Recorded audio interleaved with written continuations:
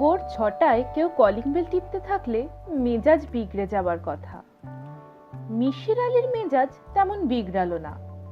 ভোর ১০টা পর্যন্ত কেন জানি তার মেজাজ বেশ ভালো থাকে। ১০টা থেকে খারাপ হতে থাকে।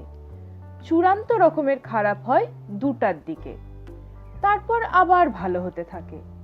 সন্ধ্যার দিকে অসম্ভব ভালো থাকে, তারপর আবার খারাপ হতে শুরু করে। ব্যাপারটা শুধু তার বেলায় ঘটে না, সবার বেলায় ঘটে তা তিনি জানেন না। প্রায় ভাবেন একে ওকে জিজ্ঞাসা করবেন, শেষ পর্যন্ত জিজ্ঞেস করা হয়ে ওঠে না। তার চরিত্রের বড় রকমের দুর্বল দিক হচ্ছে পরিচিত কারোর সঙ্গে কথা বলতে ভালো লাগে না। অপরিচিত মানুষদের সঙ্গে দীর্ঘ সময় কথা বলতে পারেন, কথা বলতে ভালোও লাগে। সেদিন রিক্সা করে আসতে আসতে রিক্সাওয়ালার সঙ্গে অতি উচ্চ শ্রেণীর কিছু কথাবার্তা চালিয়ে গেলেন। রিক্সাওয়ালার বক্তব্য হচ্ছে পৃথিবীতে যত অশান্তি সবের মূলে আছে মেয়ে ছেলে। মিশির আলি বললেন, এই রকম মনে হওয়ার কারণ কি?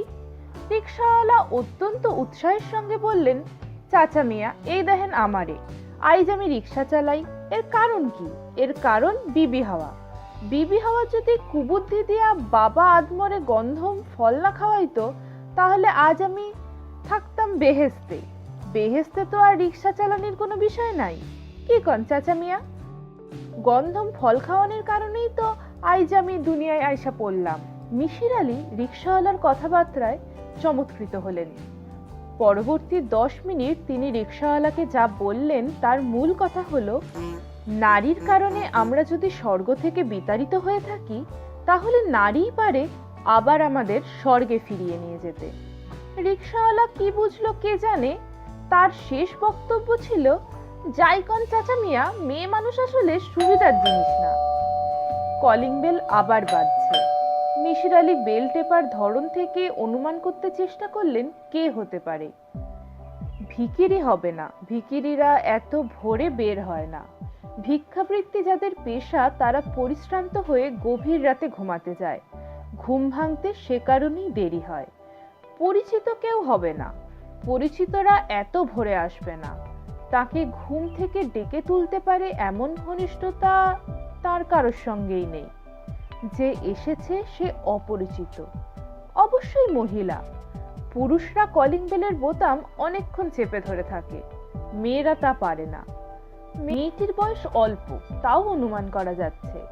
অল্প বয়স্ক মেয়েদের মধ্যে এক ধরনের ছটফটে ভাব থাকে। তারা অল্প সময়ের মধ্যে বেশ কয়েকবার বেল টিপবে, নিজেদের অস্থিরতা ছড়িয়ে দেবে কলিং বেলে। মিশির আলি পাঞ্জাবি গায়ে দিয়ে দরজা খুললেন। বিস্মিত হয়ে দেখলেন তার অনুমান সম্পূর্ণ ভুল প্রমাণ করে মাঝবয়সী এক ভদ্রলোক দাঁড়িয়ে আছেন। বেঁটেখাটো একজন মানুষ, গায়ে সাফারি, চোখে সানগ্লাস। এত ভোরে কেউ সানগ্লাস পরে না। এই লোকটি কেন পড়েছে কে জানে। স্যার, সালাম আলাইকুম। ওয়ালাইকুম সালাম। আপনার নাম কি মিশির আলি? জি। আমি কি আপনার সঙ্গে খানিকক্ষণ কথা বলতে পারি? মিশির আলি কি বলবেন মনস্থির করতে পারলেন না। লোকটিকে তিনি পছন্দ করছেন না, তবে তার মধ্যে এক ধরনের আত্মবিশ্বাস লক্ষ্য করছেন, যা তার ভালো লাগছে।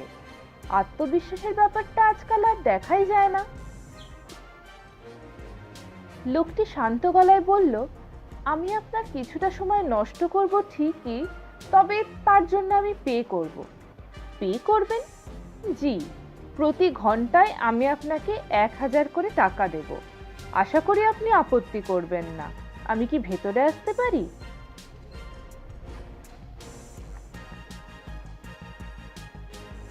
আসুন।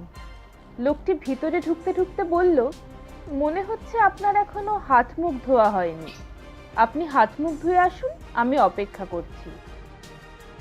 ঘন্টা হিসেবে আপনি যে আমাকে টাকা দেবেন, সেই হিসেব কি এখন থেকে শুরু হবে, নাকি হাত মুখ ধুয়ে আপনার সামনে বসার পর থেকে শুরু হবে? লোকটি খানিকটা অপ্রস্তুত হয়ে বলল, টাকার কথায় আপনি কি রাগ করেছেন? রাগ করিনি, মজা পেয়েছি। চা খাবেন? খেতে পারি, দুধ ছাড়া।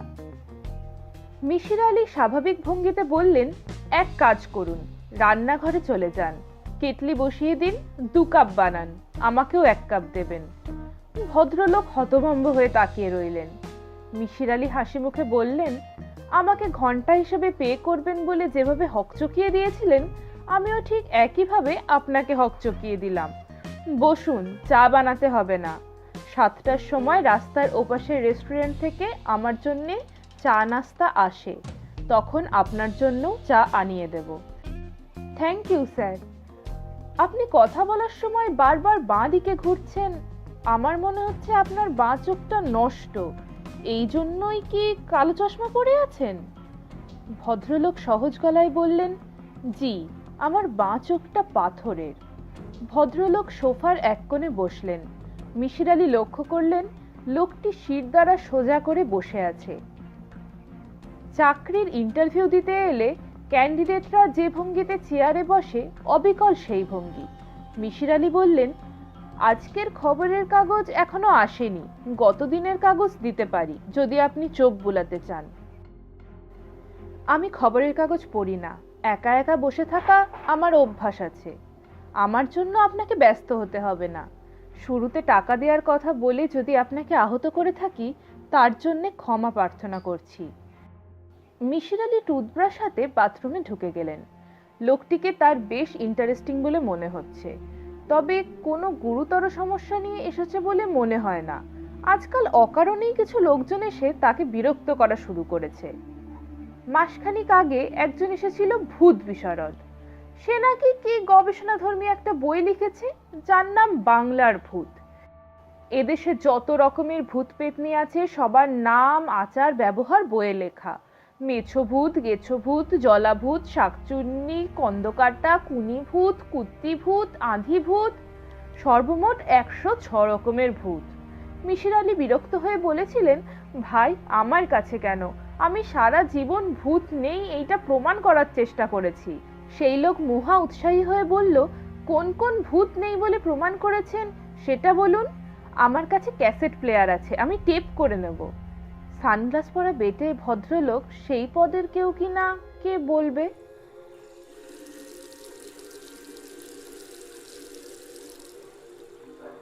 তোয়ালে দিয়ে মুখ মুছতে মুছতে মিসির আলী বললেন, ভাই বলুন কি ব্যাপার। প্রথমেই আমার নাম বলি, এখনো আমি আপনাকে আমার নাম বলিনি। আমার নাম রাশেদুল করিম। আমেরিকার টেক্সাস এম&এন বিশ্ববিদ্যালয়ের গণিত বিভাগের আমি একজন অধ্যাপক। বর্তমানে 1 বছরের স্যাবেটিক্যাল লিভে দেশে এসেছি। আপনার খোঁজ কিভাবে এবং কার কাছে পেয়েছি তা কি বলবো? তার দরকার নেই। কি জন্য আমার খোঁজ করছেন সেটা বলুন। আমি কি ধূমপান করতে পারি? সিগারেট খেতে খেতে কথা বললে আমার জন্য সুবিধা হবে। সিগারেটের ধোঁয়া এক ধরনের আড়াল সৃষ্টি করে। আপনি সিগারেট খেতে পারেন, কোনো অসুবিধা নেই। ছাই কোথায় ফেলবো? আমি কোনো অ্যাস্ট্রে দেখতে পাচ্ছি না। মেঝেতে ফেলুন, আমার গোটা বাড়িটাই একটা অ্যাস্ট্রে। রাশেদুল করিম সিগারেট ধরিয়েই কথা বলা শুরু করলেন। তার গলার স্বর ভারী এবং স্পষ্ট, কথাবার্তা খুব গোছানো। কথা শুনে মনে হয় তিনি কি বলবেন তা আগেভাগেই জানে। কোন বাক্যটির পর কোন বাক্য বলবেন তাও ঠিক করা, যেন ক্লাসের বক্তৃতা। প্রবাসী বাঙালিরা এক নাগাড়ে বাংলায় কথা বলতে পারেন না, ইনি তা পারছেন। আমার বয়স এই নভেম্বরে 50 হবে। সম্ভবত আমাকে দেখে তা বুঝতে পারছেন না। আমার মাথার চুল সব সাদা। কলপ ব্যবহার করছি গত 4 বছর থেকে। আমার স্বাস্থ্য ভালো, নিয়মিত ব্যায়াম করি। মুখের চামড়ায় এখনো ভাঁজ পড়েনি।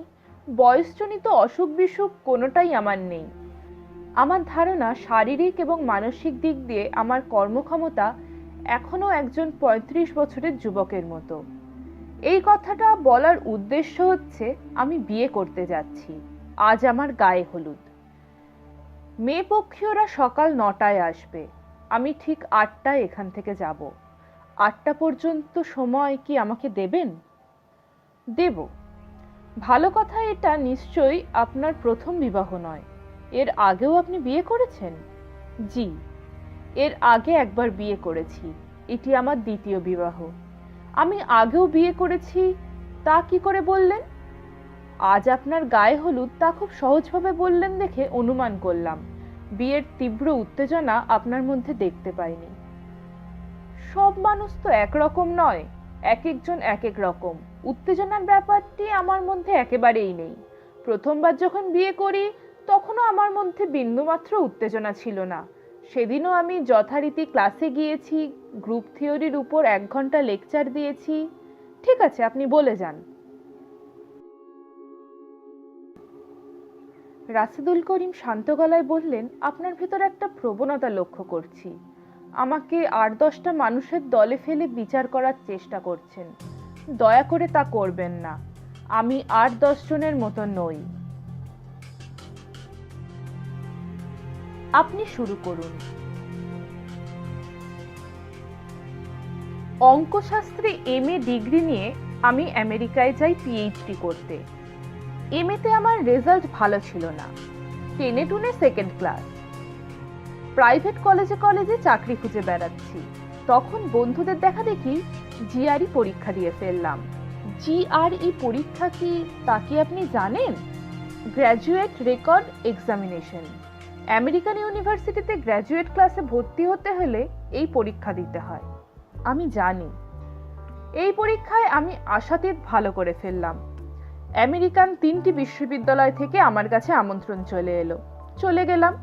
PhD করলাম প্রফেসর হোবলের সঙ্গে। আমার PhD ছিল গ্রুপ থিওরির একটি শাখায়, নন অ্যাবেলিয়ান ফাংশনের উপর। PhDর কাজ এতই ভালো হলো যে আমি রাতারাতি বিখ্যাত হয়ে গেলাম। অঙ্ক নিয়ে বর্তমানকালে যারা নাড়াচাড়া করেন তারা সবাই আমার নাম জানেন। অঙ্কশাস্ত্রের একটি ফাংশন আছে যা আমার নামে পরিচিত, RA এক্সপোনেনশিয়াল। RK হচ্ছে রাশেদুল করিম। PhDর পরপরই আমি মন্টানা স্টেট ইউনিভার্সিটিতে অধ্যাপনার কাজ পেয়ে গেলাম। সেই বছরই বিয়ে করলাম। মেয়েটি মস্তানা বিশ্ববিদ্যালয়ের ফাইন আর্টসের ছাত্রী, স্প্যানিশ আমেরিকান, নাম জুডি বার্নার। প্রেমের বিয়ে? প্রেমের বিয়ে বলাটা বোধহয় ঠিক হবে না, বাছাবাছির বিয়ে বলতে পারেন। জুডি অনেক বাছাবাছির পর আমাকে পছন্দ করলো। আপনাকে পছন্দ করার কারণ কি? আমি ঠিক অপছন্দ করার মতো মানুষ সেই সময় ছিলাম না। আমার একটি চোখ পাথরের ছিল না, চেহারা তেমন ভালো না হলেও 2টি সুন্দর চোখ ছিল। আমার মা বলতেন রাশেদের চোখে জন্ম কাজল পরানো। সুন্দর চোখের ব্যাপারটা অবশ্য ধর্তব্য নয়। আমেরিকান তরুণীরা প্রেমিকদের সুন্দর চোখ নিয়ে মাথা ঘামায় না। তারা দেখে প্রেমিক কি পরিমাণ টাকা করেছে এবং ভবিষ্যতে কি পরিমাণ টাকা সে করতে পারবে। সেই দিক দিয়ে আমি মোটামুটি আদর্শ স্থানীয় বলা চলে। 30 বছর বয়সে একটি আমেরিকান বিশ্ববিদ্যালয়ে ফ্যাকাল্টি পজিশন পেয়ে গেছি। টেনিউর পেতে কোনো সমস্যা হবে না। জুডি স্বামী হিসাবে আমাকে নির্বাচন করলো। আমার দিক থেকে আপত্তির কোনো কারণ ছিল না। জুডি চমৎকার একটি মেয়ে। 100 বছর সাধনার ধন হয়তো নয়, তবে বিনা সাধনায় পাওয়ার মতো মেয়েও নয়। বিয়ের 7 দিনের মাথায় আমরা হানিমুন করতে গেলাম সান ফ্রান্সিসকো। উঠলাম হোটেল বেডফোর্ডে। দ্বিতীয় রাত্রের ঘটনা, ঘুমোচ্ছিলাম। কান্নার শব্দে ঘুম ভেঙে গেল। তাকিয়ে দেখি জুডি পাশে নেই। ঘড়িতে রাত 3:10 বাজছে। বাথরুমের দরজা বন্ধ, সেখান থেকে ফুঁপিয়ে কান্নার শব্দ আসছে। আমি বিস্মিত হয়ে উঠে গেলাম।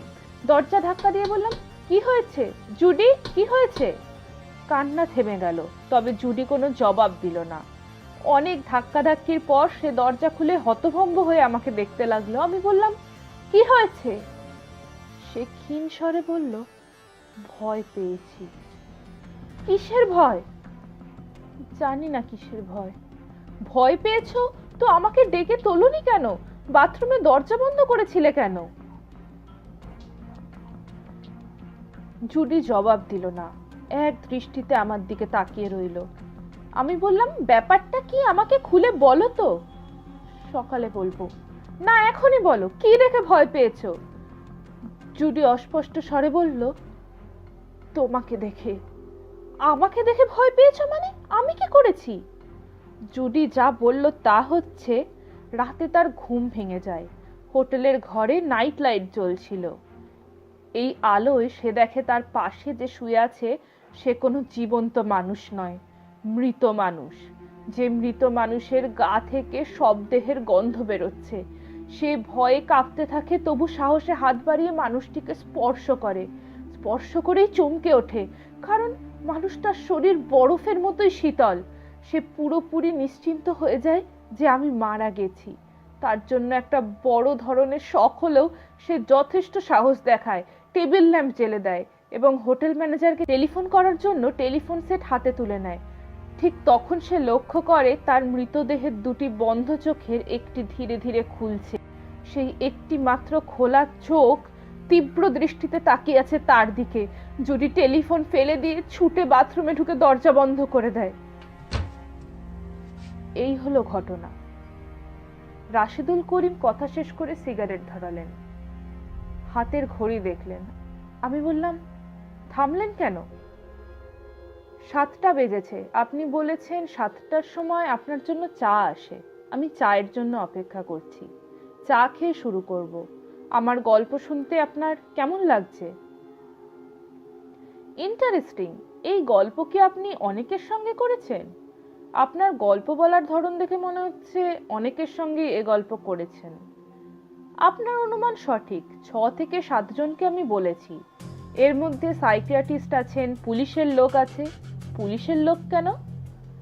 গল্প শেষ হলেই বুঝতে পারবেন পুলিশের লোক কি জন্যে। চা চলে এলো। চায়ের সঙ্গে পরোটা ভাজি। মিশির আলী নাস্তা করলেন। রাশেদুল করিম সাহেব পরপর 2 কাপ চা খেলেন। আমি কি শুরু করব? জি, শুরু করুন।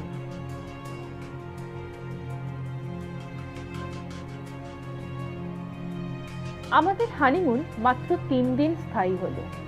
জুডিকে নিয়ে পুরনো জায়গায় চলে এলাম। মনটা খুবই খারাপ। জুডির কথাবার্তা কিছুই বুঝতে পারছি না। রোজ রাতে সে ভয়ঙ্কর চিৎকার করে ওঠে, ছুটে ঘর থেকে বের হয়ে যায়। আমি যখন জেগে উঠি তাকে সান্ত্বনা দিতে যাই, তখন এমন ভাবে তাকায় যেন আমি একটা পিশাচ কিংবা মূর্তিমান শয়তান। আমার দুঃখের কোনো সীমা রইল না। সেই সময় নন এভিলিয়ান গ্রুপের উপর একটা জটিল এবং গুরুত্বপূর্ণ কাজ করছিলাম। আমার দরকার ঠান্ডা মাথায় চিন্তা করার মতো পরিবেশ, মানসিক শান্তি। সব দূর হয়ে গেল। অবশ্যই দিনের বেলায় জুটি স্বাভাবিক, সে বদলাতে শুরু করে সূর্য ডোবার পর থেকে। আমি তাকে একজন সাইকিয়াট্রিস্টের কাছে নিয়ে গেলাম। সাইকিয়াট্রিস্ট প্রথমে সন্দেহ করলেন সমস্যা ড্রাগ ঘটিত। হয়তো জুডি আগে ড্রাগে অভ্যস্ত। সেই বাজারে হ্যালুসিনেটিং ড্রাগ এলএসডি প্রথম এসেছে। শিল্প সাহিত্যের লোকজন শখ করে এই ড্রাগ খাচ্ছেন। বড় গলায় বলছেন, মাইন্ড অল্টারিং ট্রিপ নিয়ে এসেছি। জুডি ফাইন আর্টসের ছাত্রী। ট্রিপ নেওয়া তার পক্ষে খুব অস্বাভাবিক নয়। দেখা গেল ড্রাগ ঘটিত কোনো সমস্যা তার নেই।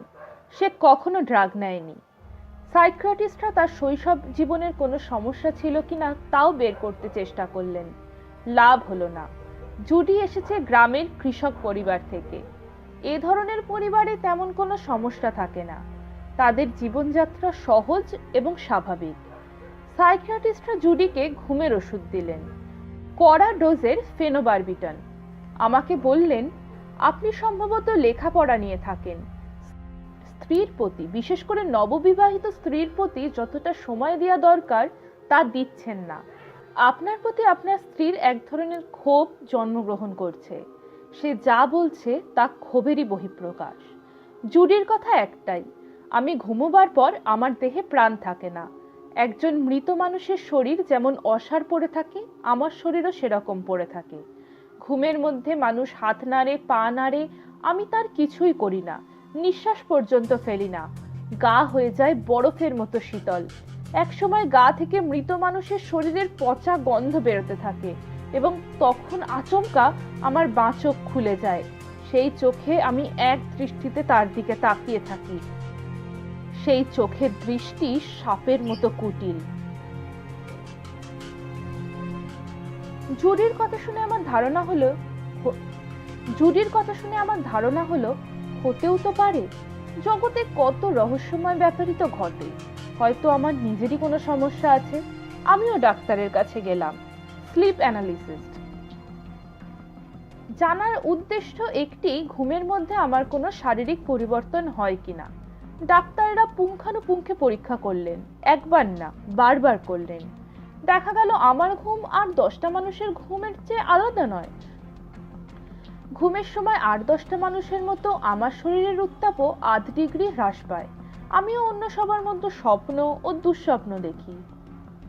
জুডি সব দেখে শুনে বলল, ডাক্তাররা জানে না, ডাক্তাররা কিছুই জানে না। আমি জানি, তুমি আসলে মানুষ না। দিনের বেলা তুমি মানুষ থাকো, সূর্য ডোবার পর থাকো না। আমি কি হই? তুমি পিশাচ বা এই জাতীয় কিছু হয়ে যাও। আমি বললাম, এইভাবে তো বাস করা সম্ভব না, তুমি বরং আলাদা থাকো। খুবই আশ্চর্যের ব্যাপার, জুডি তাতে রাজি হলো না। অতি তুচ্ছ কারণে আমেরিকানদের বিয়ে ভাঙে। স্বামীর পছন্দ হলুদ রঙের বিছানার চাদর, স্ত্রীর পছন্দ নীল রং, ভেঙে গেল বিয়ে। আমাদের এত বড় সমস্যা, কিন্তু বিয়ে ভাঙলো না। আমি বেশ কয়েকবার তাকে বললাম, জুডি তুমি আলাদা হয়ে যাও, ভালো দেখে একটা ছেলেকে বিয়ে করো, সারা জীবন তোমার সামনে পড়ে আছে, তুমি এইভাবে জীবনটা নষ্ট করতে পারো না। জুডি প্রতিবারই বলে, যাই হোক, যত সমস্যাই হোক, আমি তোমাকে ছেড়ে যাব না। I love you, I love you. আমি গল্পের প্রায় শেষ পর্যায়ে চলে এসেছি। শেষ অংশটি বলার আগে আমি আপনাকে আমার চোখের দিকে তাকাতে অনুরোধ করব। দয়া করে আমার চোখের দিকে তাকান। রাশেদুল করিম সানগ্লাস খুলে ফেললেন। মিসির আলী তৎক্ষণাৎ বললেন, আপনার চোখ সুন্দর, সত্যি সুন্দর। আপনার মা যে বলতেন চোখে জন্ম কাজল, ঠিক বলতেন। রাশেদুল করিম বললেন, পৃথিবীতে সবচেয়ে সুন্দর চোখ কার ছিল জানেন? ক্লিওপেট্রার। অধিকাংশ মানুষের তাই ধারণা। এ ধারণা সত্যি নয়। পৃথিবীতে সবচেয়ে সুন্দর চোখ ছিল বুদ্ধদেবের পুত্র কুণালের। ইংরেজ কবি সেলির চোখও খুব সুন্দর ছিল। আমার স্ত্রীর ধারণা, এই পৃথিবীতে সবচেয়ে সুন্দর চোখ আমার। জুডি বলতো, এই চোখের কারণেই সে কোনোদিন আমাকে ছেড়ে যেতে পারবে না। রাশেদুল করিম সানগ্লাস চোখে দিয়ে বললেন, গল্পের শেষ অংশ বলার আগে আপনাকে ক্ষুদ্র ধন্যবাদ দিতে চাচ্ছি।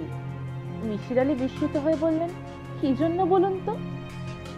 কাউকে যখন আমি আমার চোখের দিকে তাকাতে বলি, সে আমার পাথরের চোখের দিকে তাকিয়ে থাকে। আপনি প্রথম ব্যক্তি যিনি একবারও আমার পাথরের চোখের দিকে তাকাননি, আমার আসল চোখের দিকে তাকিয়েছিলেন। So nice of you sir. Rashedul করিমের গলা মুহূর্তের জন্য হলেও ভারী হয়ে গেল। তিনি অবশ্যই চট করে নিজেকে সামলে নিয়ে বললেন, 8টা প্রায় বাজতে চললো, গল্পের শেষটা বলি। জুডির অবস্থা ক্রমেই খারাপ হতে লাগলো। কড়া ডোজের ঘুমের ওষুধ খেয়ে ঘুমোতে যায়, 2-1 ঘন্টা ঘুম হয়, বাকি রাত জেগে বসে থাকে। মাঝে মাঝে চিৎকার করে ছুটে ঘর থেকে বের হয়ে যায়, বারান্দায় দাঁড়িয়ে ফুপিয়ে কাঁদে। এমনি এক রাতের ঘটনা।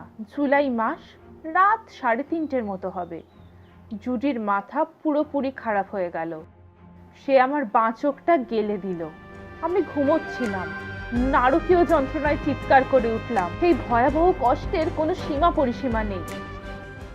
রাশেদুল করিম চুপ করলেন, তার কপালে বিন্দু বিন্দু ঘাম জমতে লাগলো।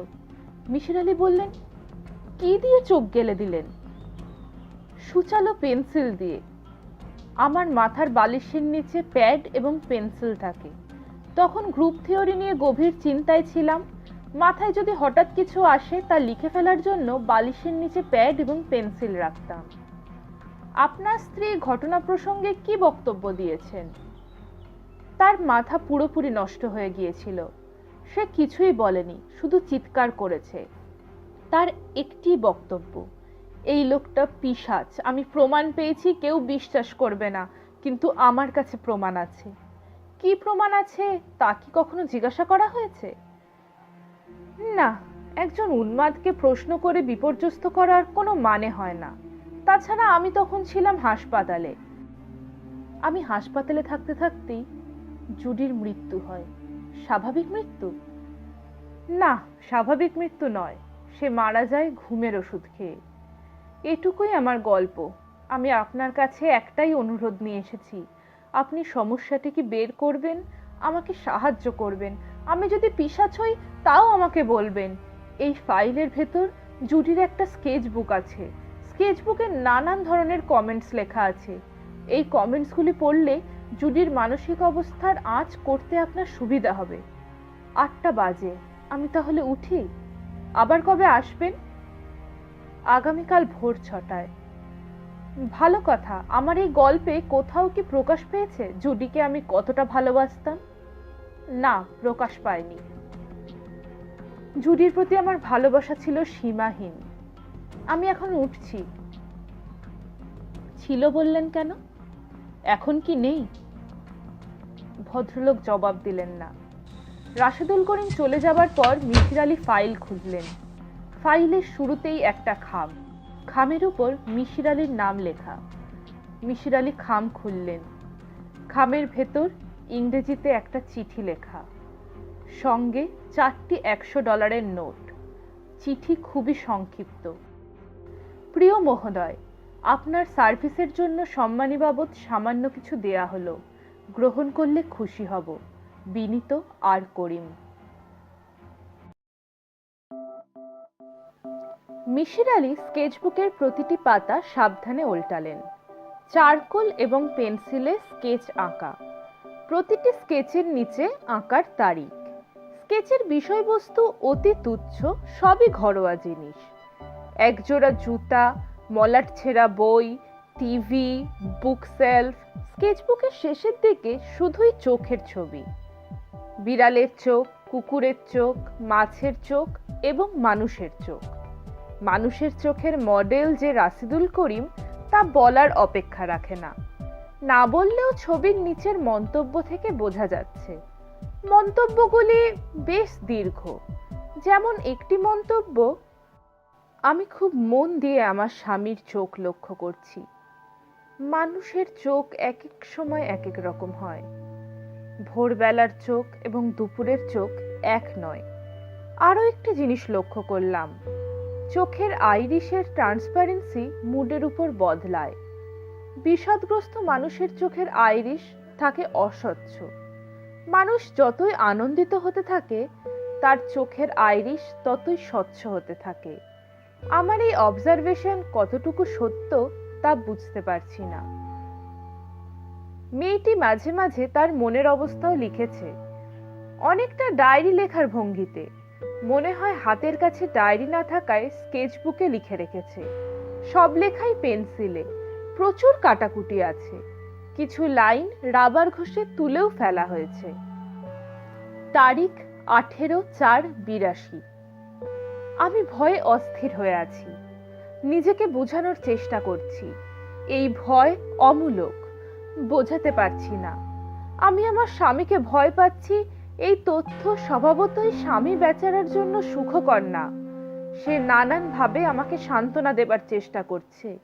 কিছু কিছু চেষ্টা বেশ হাস্যকর।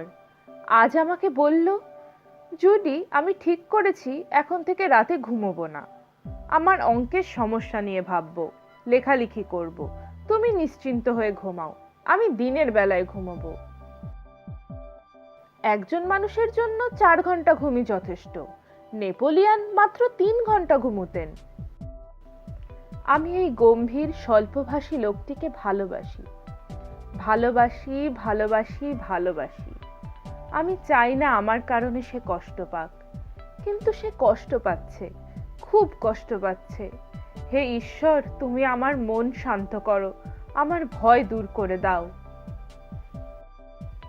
তারিখ 21/4/82। যে জিনিস খুব সুন্দর তা কত দ্রুত অসুন্দর হতে পারে। বিস্মিত হয়ে আমি তাই দেখছি। রাশিদের ধারণা আমি অসুস্থ। সত্যি কি অসুস্থ? আমার মনে হয় না, কারণ এখনো ছবি আঁকতে পারছি। একজন অসুস্থ মানুষ আর যাই পারুক ছবি আঁকতে পারে না।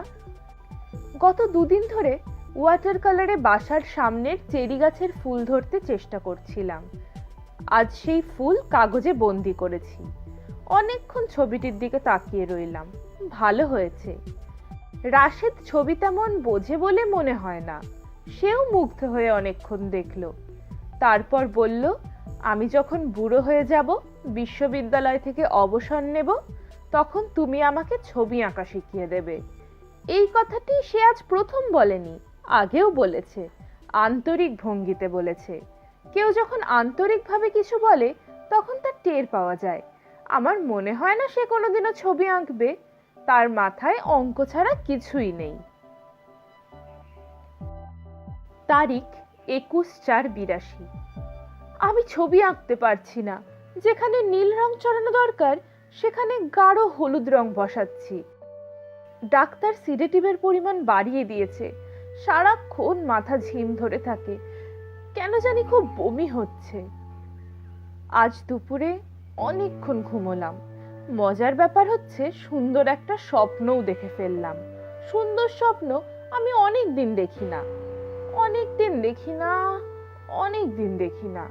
আচ্ছা, আমি কি পাগল হয়ে যাচ্ছি? শুনছি পাগলরাই একই কথা বারবার লেখে, কারণ তাদের মাথায় একটি বাক্যই বারবার ঘুরপাক খায়। বৃহস্পতিবার কিংবা বুধবার, আজ কত তারিখ আমি জানি না। বেশ কয়েকদিন ধরেই দিন তারিখে গন্ডগোল হচ্ছে। আজ কত তারিখ তা জানার কোনো রকম আগ্রহ বোধ করছে না, তবে মনের অবস্থা লেখার চেষ্টা করছি, যাতে পরবর্তী সময় কেউ আমার লেখা পড়ে বুঝবে যে মাথা খারাপ হবার সময় একজন মানুষ কি ভাবে, কি চিন্তা করে। মাথা খারাপের প্রথম লক্ষণ হচ্ছে আলো অসহ্য হওয়া। আমি এখন আলো সহ্য করতে পারি না। দিনের বেলায় দরজা জানলা বন্ধ করে রাখি। ঘর অন্ধকার বলেই প্রায় অনুমানের উপর নির্ভর করে আজকের এই লেখা লিখছি। দ্বিতীয় লক্ষণ হচ্ছে সারাক্ষণ শরীরে এক ধরনের জ্বালা অনুভব করা। মনে হয় সব কাপড় খুলে বাথটাবে শুয়ে থাকতে পারলে ভালো লাগতো। আমার আগে যারা পাগল হয়েছে তাদেরও কি এমন মনে হয়েছে? জানার জন্য পাবলিক লাইব্রেরিতে টেলিফোন করলাম। আমি খুব সহজভাবে বললাম, আচ্ছা, আপনাদের এখানে পাগলের লেখা কোনো বই আছে? যে মেয়েটি টেলিফোন ধরেছিল সে বিস্মিত হয়ে বলল, পাগলের লেখা বই বলতে কি বোঝাচ্ছেন? মানসিক রোগীদের লেখা বই। মানসিক রোগীরা বই লিখবে কেন? কেন লিখবে না? আমি তো লিখছি। বই অবশ্যই নয়, ডায়েরির আকারে লেখা। ও আচ্ছা, ঠিক আছে, আপনার বই ছাপা হোক। ছাপা হবার পর অবশ্যই আমরা আপনার বইয়ের কপি সংগ্রহ করব। আমি মনে মনে হাসলাম। মেয়েটি আমাকে উন্মাদ ভাবছে। ভাবুক, উন্মাদকে উন্মাদ ভাববে না তো কি ভাববে?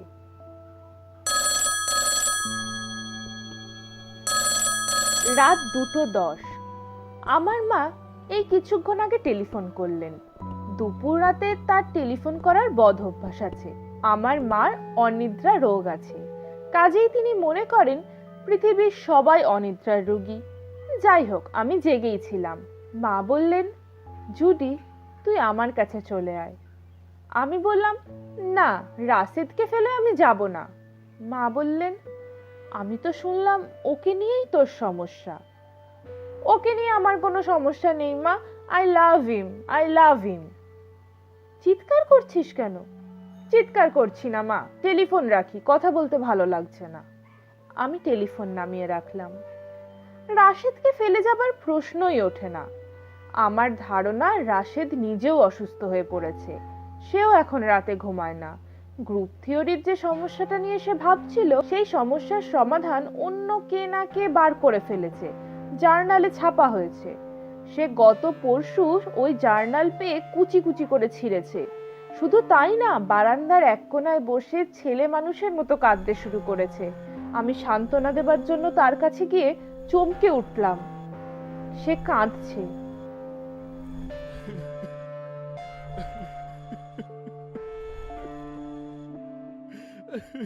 সে কাঁদছে ঠিকই, কিন্তু তার বাঁ চোখ দিয়ে পানি পড়ছে, ডান চোখ শুকনো।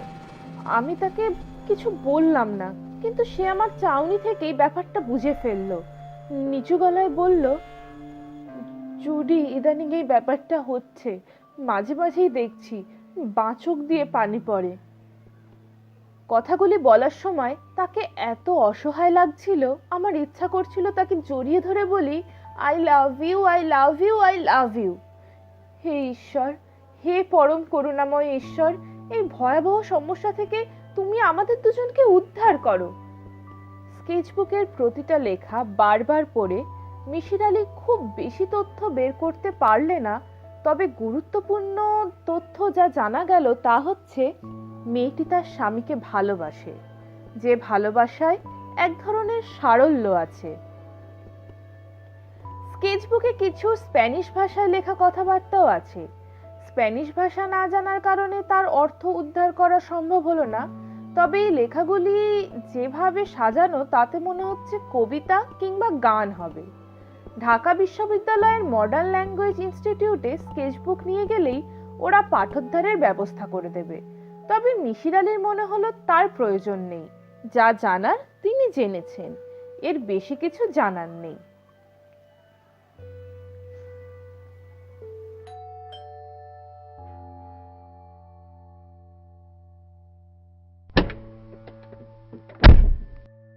রাশেদুল করিম ঠিক 6টায় এসেছেন।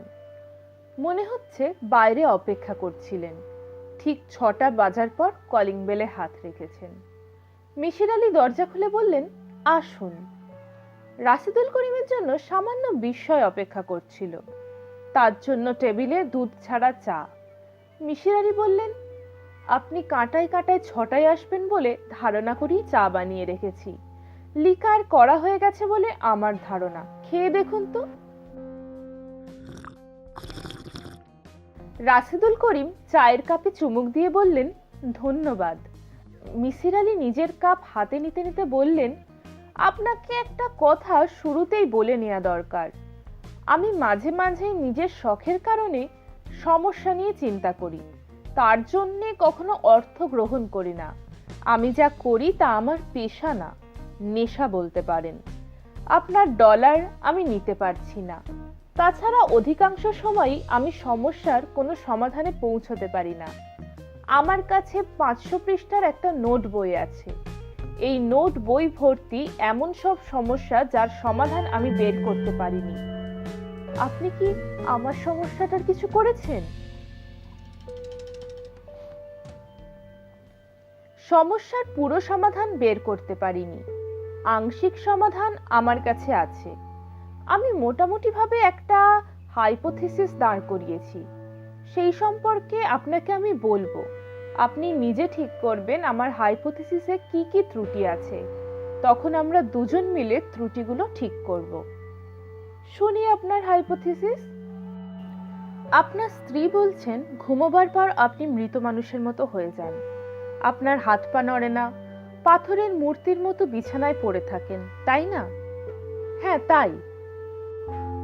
স্লিপ অ্যানালিস্টরা আপনাকে পরীক্ষা করে বলেছেন আপনার ঘুম সাধারণ মানুষের ঘুমের মতোই। ঘুমের মধ্যে আপনি স্বাভাবিকভাবেই নড়াচড়া করেন। জি, কয়েকবার পরীক্ষাও করা হয়েছে। আমি আমার হাইপোথিসিসে দুজনের বক্তব্যই সত্য ধরে নিচ্ছি। সেটা কিভাবে সম্ভব? একটি মাত্র উপায়ে সম্ভব। আপনি যখন বিছানায় শুয়েছিলেন তখন ঘুমোচ্ছিলেন না, জেগেছিলেন। রাশেদুল করিম বিস্মিত হয়ে বললেন, কি বলছেন আপনি? মিশির আলী বললেন, আমি গতকালও লক্ষ্য করেছি, আজও লক্ষ্য করছি। আপনার বসে থাকার মধ্যেও এক ধরনের কাঠিন্য আছে। আপনি আরাম করে বসে নেই, শির দ্বারা সোজা করে বসে আছেন। আপনার দুটা হাত হাঁটুর উপর রাখা। দীর্ঘ সময় চলে গেছে আপনি একবারও হাত বা পা নাড়াননি, অথচ স্বাভাবিকভাবেই আমরা হাত পা নাড়ি, কেউ কেউ বা পা নাচান। রাশেদুল করিম চুপ করে রইলেন। মিশির আলী বলল, ওই রাতে আপনি বিছানায় শুয়েছেন, মূর্তির মতো শুয়েছেন, চোখ বন্ধ করে ভাবছেন আপনার অঙ্কের সমস্যা নিয়ে, গভীরভাবে ভাবছেন। মানুষ যখন গভীরভাবে কিছু ভাবে তখন এক টেন স্টেটে ভাব জগতে চলে যায়। গভীরভাবে কিছু ভাবা হচ্ছে এক ধরনের মেডিটেশন। রাশেদুল করিম সাহেব। জি। অঙ্ক নিয়ে ওই ধরনের গভীর চিন্তা আপনি তো প্রায় করেন। জি, করি। আপনি কি লক্ষ্য করেছেন এই সময় আশেপাশে কি ঘটছে তা আপনার খেয়াল থাকে না? লক্ষ্য করেছি। আপনি নিশ্চয়ই আরো লক্ষ্য করেছেন যে এই অবস্থায় আপনি ঘন্টার পর ঘন্টা পার করে দিচ্ছেন। লক্ষ্য করেননি? করেছি। তাহলে আমি আমার হাইপোথিসিসে ফিরে আসি। আপনি বিছানায় শুয়ে আছেন, আপনার মাথায় অঙ্কের জটিল সমস্যা। আপনি ভাবছেন আর ভাবছেন, আপনার হাত পা নড়ছে না, নিঃশ্বাস এত ধীরে পড়ছে যে মনে হচ্ছে আপনি মৃত। রাশিদুল করিম সাহেব সানগ্লাস খুলে এক দৃষ্টিতে তাকিয়ে রইলেন। মিসির আলী বললেন, ভালো কথা, আপনি কি লেফট হ্যান্ডেড পারসন? ন্যাটা? ভদ্রলোক বিস্মিত হয়ে বললেন, হ্যাঁ, কেন বলুন তো? আমার হাইপোথিসিসের জন্য আপনার লেফট হ্যান্ডেড পারসন হওয়া খুবই প্রয়োজন। কেন? বলছি। তার আগে শুরুতে যা বলছিলাম সেখানে ফিরে যাই। দৃশ্যটি আপনি দয়া করে কল্পনা করুন। আপনি এক ধরনের টেন্স অবস্থায় আছেন, আপনার স্ত্রী জেগে আছেন, ভীত চোখে আপনাকে দেখছেন। আপনার এই অবস্থার সঙ্গে তার পরিচয় নেই। তিনি ভয়ে অস্থির হয়ে গেলেন। তার ধারণা আপনি মারা গেছেন। তিনি আপনার গায়ে হাত দিয়ে আরো ভয় পেয়ে গেলেন, কারণ আপনার গা হিমশীতল। গা হিমশীতল হবে কেন? মানুষ যখন গভীর টেন্স স্টেটে চলে যায় তখন তার হার্টবিট কমে যায়, নিঃশ্বাস প্রশ্বাস ধীর বয়, শরীরের টেম্পারেচার 2 থেকে 3 ডিগ্রি পর্যন্ত নেমে যায়। এইটুকু নেমে যাওয়া মানে অনেকখানি নেমে যাওয়া। যাই হোক, আপনার স্ত্রী আপনার গায়ে হাত দেওয়ার কিছুক্ষণের মধ্যেই আপনি তাকালেন, কিন্তু এক চোখ মেলে, বাঁ চোখে। ডান চোখটি তখনও বন্ধ। কেন? ব্যাখ্যা করছি। রাইট হ্যান্ডেড পারসন যারা আছে তাদের এক চোখ বন্ধ করে অন্য চোখে তাকাতে বললে তারা বাঁ চোখ বন্ধ করে ডান চোখে তাকাবে। ডান চোখ বন্ধ করে বাঁ চোখে তাকানো তাদের পক্ষে সম্ভব না। এটা সম্ভব শুধু যারা ন্যাটা তাদের জন্যই। আপনি লেফট হ্যান্ডেড পারসন, আপনি এক ধরনের গভীর টেন্স স্টেটে আছেন, আপনার স্ত্রী আপনার গায়ে হাত রেখেছেন, আপনি কি হচ্ছে জানতে চাচ্ছেন, চোখ মেলছেন, দুটি চোখ মেলতে চাচ্ছেন না। গভীর আলস্যে একটা চোখ কোনো মতে মেললেন, অবশ্যই সেই চোখ হবে বাঁ চোখ। আমার যুক্তি কি গ্রহণযোগ্য মনে হচ্ছে?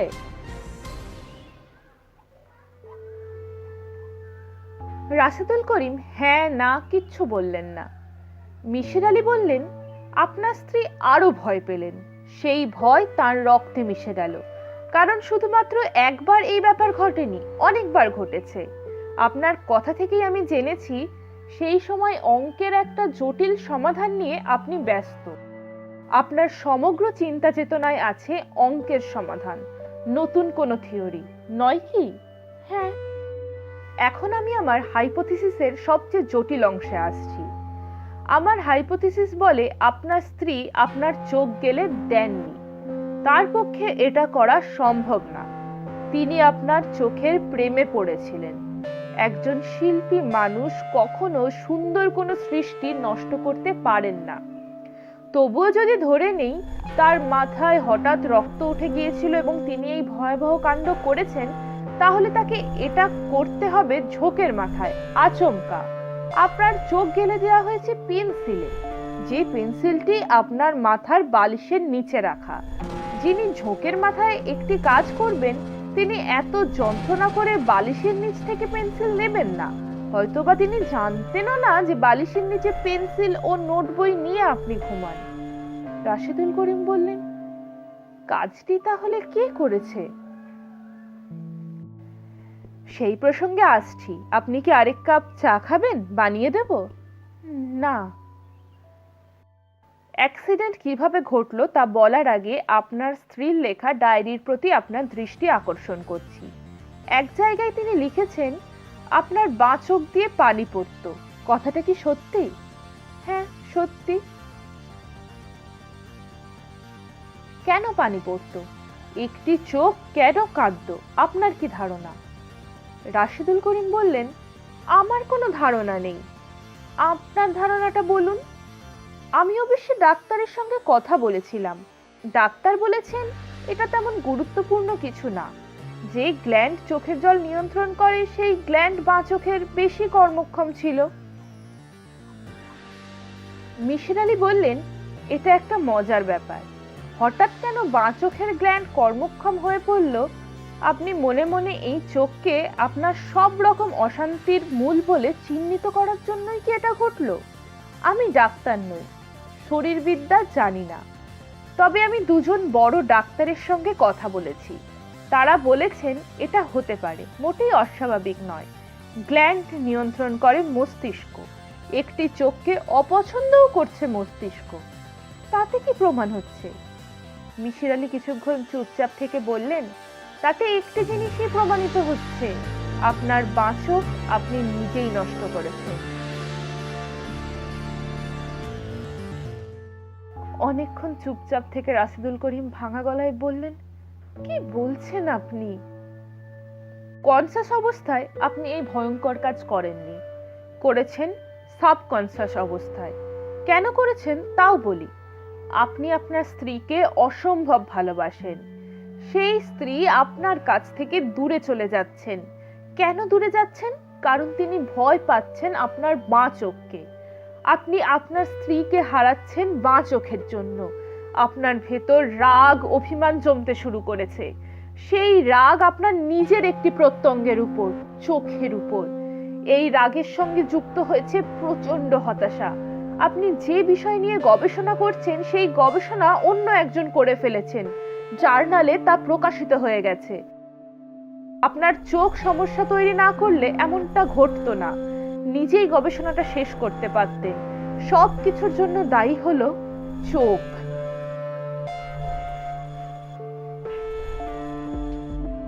মিসির আলি আরেকটি সিগারেট ধরাতে ধরাতে বললেন, আমার এই হাইপোথিসিসের পিছনে আরেকটি শক্ত যুক্তি আছে।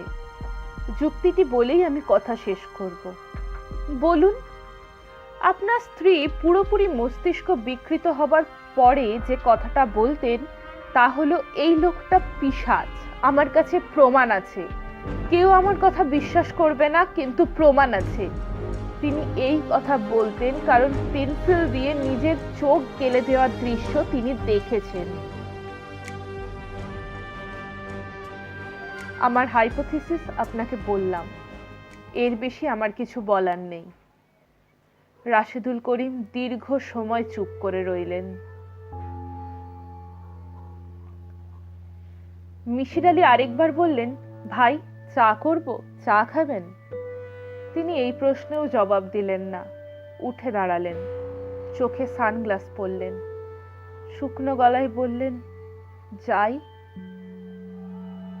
মিসির আলি বললেন, মনে হচ্ছে আমি আপনাকে আহত করেছি, কষ্ট দিয়েছি। আপনি কিছু মনে করবেন না, নিজের উপরেও রাগ করবেন না।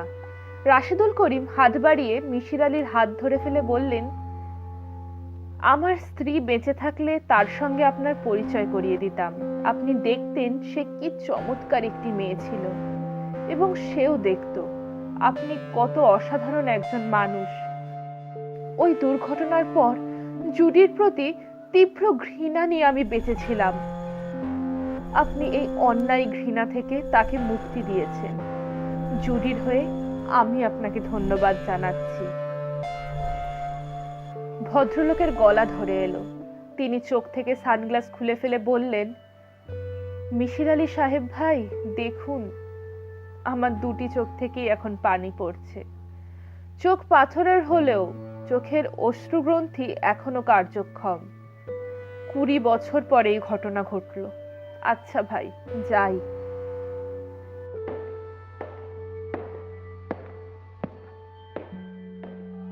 দুমাস পর আমেরিকা থেকে বিমান ডাকে মিসির আলি বড় একটা প্যাকেট পেলেন। সেই প্যাকেটে জল রঙে আঁকা একটা চেরি গাছের ছবি, ছবির সঙ্গে একটি নোট।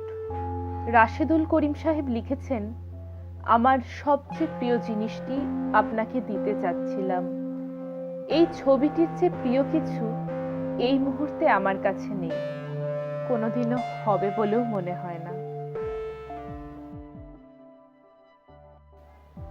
এতক্ষণ শুনছিলেন হুমায়ুন আহমেদের লেখা চোখ গল্পের দ্বিতীয় পর্ব। ভালো লাগলে অবশ্যই লাইক করবেন এবং ভবিষ্যতে আরও গল্প শোনার জন্য সাবস্ক্রাইব করুন এবং তার পাশের বেল আইকনটি প্রেস করুন।